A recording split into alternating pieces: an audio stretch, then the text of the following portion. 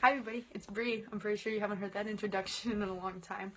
I think it's been about 8 months since I've last talked to you guys. There's a lot of explanation as to why that is, and I wanted to kind of come back with a video explaining that, kind of touching on a topic that I've been dealing with the past, really since I've been gone. And it might piss some people off, so if you think you're gonna get pissed off, you should probably not watch this video, because I'm going to touch on some things that people might not like to hear. I'm going to touch on some things that are sensitive, that are hard to listen to, because people don't talk about them. It happened to me today, and kind of over like the past few days, it's kind of sparked me to make a video. This video is going to get really personal too, so if you don't like that type of stuff, click off of it. But this is going to cover mental health, and how mental health is very prevalent in today's society. Mental illness is something that a lot of people have, but the thing that is the problem, and the thing that I will literally talk about until I am blue in the face or I am on the ground dead, is the fact that people refuse to recognize that mental illness is not a crutch. Get it through your head. It is not a crutch. People that have mental illnesses, legitimately, that are medically diagnosed, that are scientifically proven, it is not a crutch. I'm going to keep saying that until I run out of breath. It's bullshit. It's straight up bullshit how people say that. It's straight up bullshit how people think, oh, you can just get over it. Mental illness is not a choice. It's not. Just like cancer is not a choice. I have seen people that have depression be secluded. I have seen people with depression be ridiculed because it's something they can get over. It's all in their head. They're just sad because they have no, they have no reason to be sad. Their life is fine. No. That's not how it works. Coming from somebody that has depression, myself, and I'm not afraid to admit it, I have struggled with depression pretty much my entire life. I have had a lack of serotonin in my body for almost my entire life. Therefore, I had to be put on medication to get my brain to produce serotonin, because I didn't know what it was like to have that. The reason why I got the help that I did is because I was in a relationship that was not healthy. About 2 years ago. This is when this all started. About 2 years ago, I was in a relationship, and it was physically, verbally abusive. I finally went into the hospital, and I was diagnosed with major depressive disorder, which is the most severe type of depression. I was diagnosed with post-traumatic stress disorder from the abuse from a previous relationship, and I was diagnosed with anxiety. And to a normal person, that's not something that you want. I am on medication. I'm probably going to have to be on medication for the rest of my life, because if I get off of medication, my brain will stop producing serotonin. Do you think I want that? No. I don't want to have to wake up every day and be like, oh shit, I didn't take my medication today. I'm fucked. This is my life. I have anxiety medicine. I have my depression medicine that I have to take, and I have sleeping pills because I have horrible PTSD dreams. Horrible PTSD dreams from my abuser that I have to take to keep the dreams away so I can actually sleep. I can't even get a good night's sleep because of it. Now, you think I want that? Like, is that something that somebody would be like, yeah, you know what, I want to not be able to sleep because I constantly have dreams of the person that attacked me. I'm a suicide survivor. I have struggled with attempting suicide multiple times.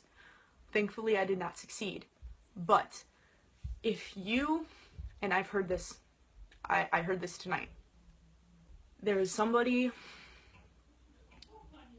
that has said something about suicide that makes me feel enraged, horrified, appalled. Every every possible negative adjective that you can think of, that is how I feel.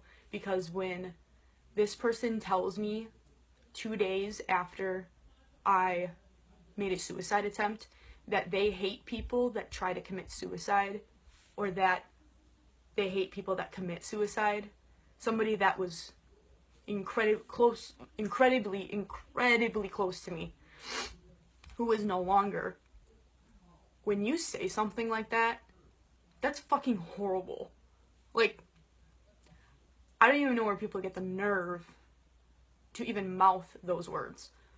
I had somebody that was a friend of mine that just recently committed suicide the day that I was considering doing it myself. I would like the person that said that to walk up to his mother and say that to her.